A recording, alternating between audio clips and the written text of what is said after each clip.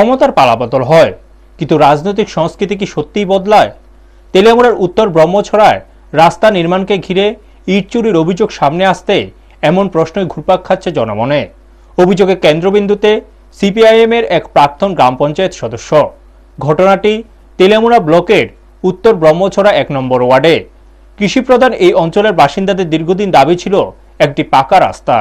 বর্ষাকালে কাদামাটি ও গর্তে ভরা পথ পেরিয়ে কৃষিপণ্য বাজারে নিয়ে যেতে চরম দুর্ভোগ পোহাতে হতো চাষিদের। স্কুল পড়ুয়া ছাত্রছাত্রীদেরও প্রতিদিনের যাতায়াতের সমস্যা শেষ ছিল না।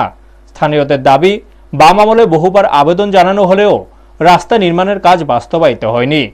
পরবর্তীতে রাজ্যে ভারতীয় জনতা পার্টি সরকার গঠনের পর প্রকল্পের জন্য অর্থ বরাদ্দ হয় এবং আমবাসার এক ঠিকাদার কাজের দায়িত্ব পান। কয়েক মাস আগে নির্মাণ কাজ শুরু হলেও অল্প দিনের মধ্যেই ইট চুরির অভিযোগ ওঠে। বর্তমানে ভারপ্রাপ্ত ঠিকাদারের দাবি, নির্মাণ সামগ্রীর হিসেব মিলিয়ে দেখতে গিয়ে ঘাটতি ধরা পড়ে। খোঁজখবর করে তিনি জানতে পারেন চুরি হওয়া ইট স্থানীয় সিপিআইএম এর প্রাক্তন গ্রাম পঞ্চায়েত সদস্য সঞ্জু দাসের বাড়িতে মজুত রয়েছে বলে অভিযোগ। অভিযোগের ভিত্তিতে ঠিকাদার সেখানে গেলে বাড়িতে ইটের সন্ধান পান বলে তার দাবি। তবে অভিযুক্ত সঞ্জু দাস ও তার স্বামী প্রদীপ দাস জানান, তাদের নাবালক ছেলে বাইরে থেকে ইট নিয়ে এসেছে। কিভাবে এবং কোথা থেকে ইট আনা হয়েছে সে বিষয়ে স্পষ্ট ব্যাখ্যা মেলেনি বলে অভিযোগ। পরে বিষয়টি তেলিয়ামুড়া থানায় জানানো হয়। পুলিশ ঘটনাস্থলে পৌঁছে তদন্ত শুরু করে। ঠিকাদারের দাবি, পুলিশ আসার আগেই বাড়ি থেকে ইট সরিয়ে ফেলা হয়। ঘটনাকে ঘিরে এলাকায় চাঞ্চল্য ছড়িয়েছে। রাজনৈতিক মহলেও শুরু হয়েছে চাপানোত্তর। একাংশের প্রশ্ন, একজন প্রাক্তন জনপ্রতিনিধির বাড়িতে সরকারি নির্মাণ সামগ্রী কিভাবে পৌঁছল? অন্যদিকে অভিযুক্ত পক্ষের দাবি, তাদের বিরুদ্ধে উদ্দেশ্য প্রণোদিত অপপ্রচার চালানো হচ্ছে। এলাকাবাসীরা ঘটনার নিরপেক্ষ ও পূর্ণাঙ্গ তদন্তের দাবি তুলেছেন।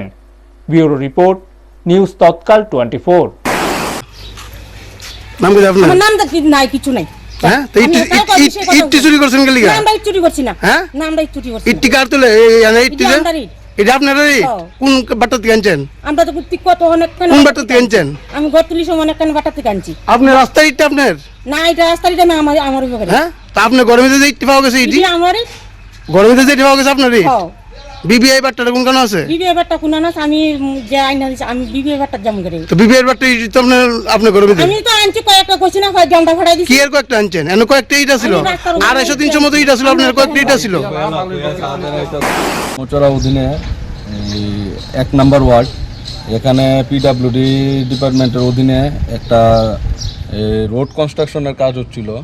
সেখান থেকে দীর্ঘদিন যাবৎ সেখান থেকে আমাদের কাজের যে মাল মেটেরিয়ালসগুলো আছে, বিভিন্ন দিন যাবৎ এখান থেকে মাল মেটেরিয়ালসগুলো সরানো হচ্ছে, চুরি করছে এখানে গ্রামের কিছু লোক।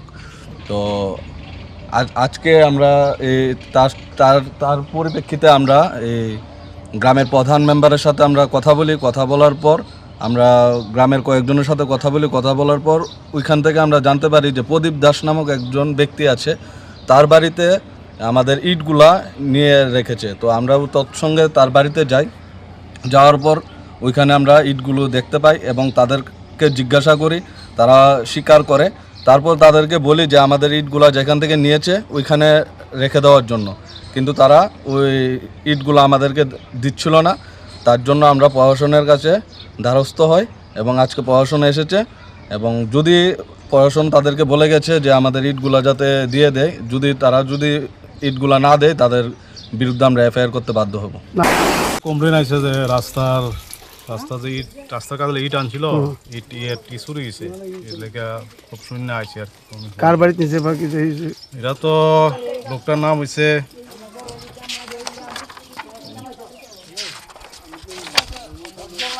অজিত দাস। বাবার নাম হয়েছে মধুচন্দ্র দাস, উত্তর ব্রহ্মছড়া। আইলাম, আয়া তো আমরা তো ইট টিডার পাইছি না, মানে যারা যারা যারা এই কাজ করতেছে তারা কইছে যে ঘরে মধ্যে ইট দেখছে।